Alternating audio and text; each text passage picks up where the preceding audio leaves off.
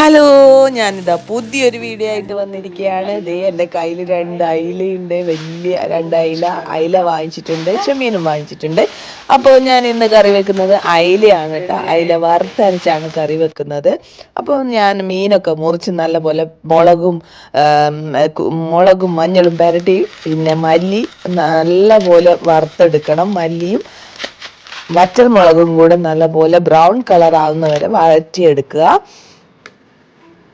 ശേഷം ഉലുവയും ചേർക്കുക.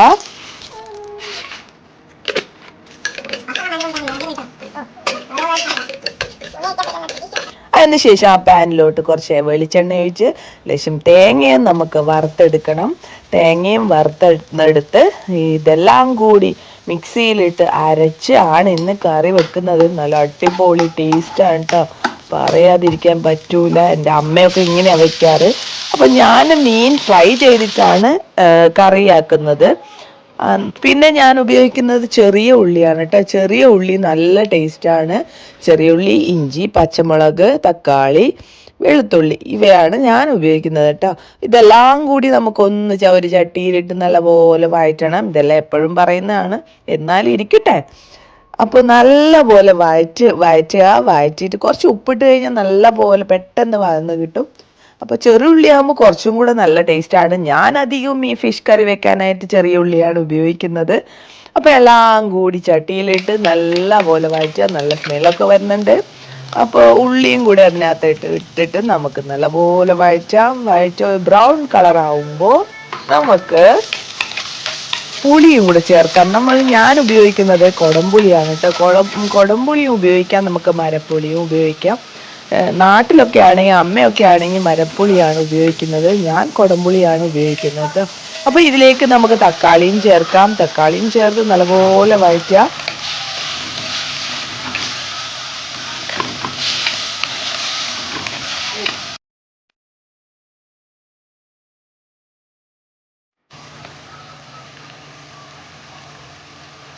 അറിയാം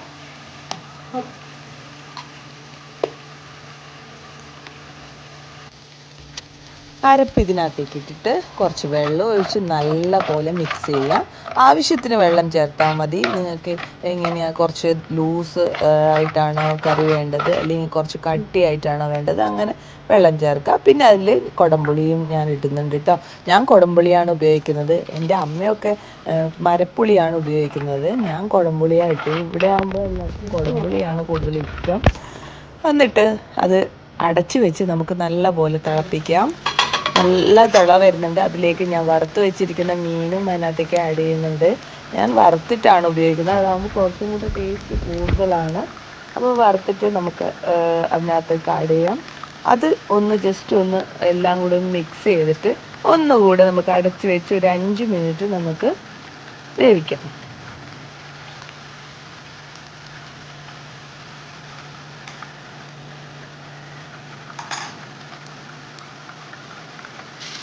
അപ്പോഴത്തേക്കും നമുക്കൊരു ചെറിയ ഉള്ളിയും വറ്റൽമുളകും ഉലുവയും കൂടെ ഒന്ന് താളിച്ചിട്ട് അതിൻ്റെ മുകളിലേക്ക് ഒഴിച്ചിട്ട് നല്ല സ്മെല്ല് വരുന്നുണ്ട്. അപ്പോൾ ഒഴിച്ചിട്ട് നമുക്കൊന്ന് അടച്ച് വയ്ക്കാം.